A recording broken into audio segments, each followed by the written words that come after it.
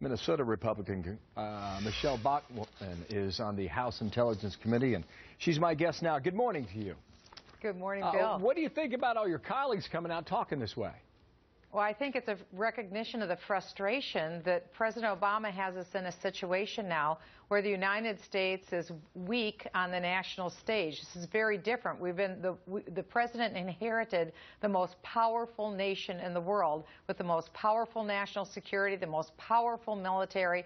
And in the president's term in office, we've seen him reduce the size of our military, reduce our economy, and unfortunately reduce the United States presence on the national stage, such that both China and Russia feel that without any impunity or any backlash, they can snub the United States. This is a real downfall at the expense of President Obama. Let me get through a couple of things. Senator Orrin Hatch pretty much said the same thing. He said our president is weak. They're playing on it.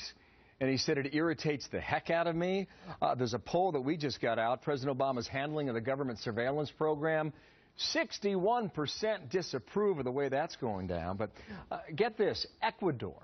The government of Ecuador, the foreign minister, says that Edward Snowden would not get a fair trial in the United States. He was speaking from Vietnam when he said that. Vladimir Putin says the U.S. accusations against Russia are rubbish. Says the security agents, they're not working with Snowden. Then he dropped this line about it's like shearing a pig. Lots of screams, but little wool. How does that make you feel?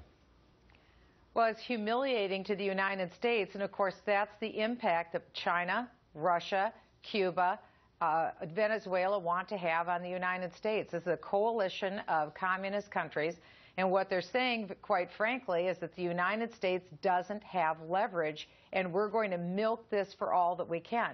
And this is, of course, a result of the policies that President Obama has embraced. Which policies? He's weakened our economy, so that now we have countries like China that have leverage over the United States unthinkably, and also he's weakened us militarily. Just remember, last week the president said that he wanted to unilaterally disarm our nuclear power by 30%. Now that's while we have third world nations like Iran who are heavily involved in building up their nuclear weaponry. President Obama's actions on the world stage are laughable to the world's leaders. They're laughing at our expense. Well, he makes another trip today going to the continent of Africa, 3 different countries there. We'll see what happens then. Ed Snowden, we believe, is still eating airport food in Moscow.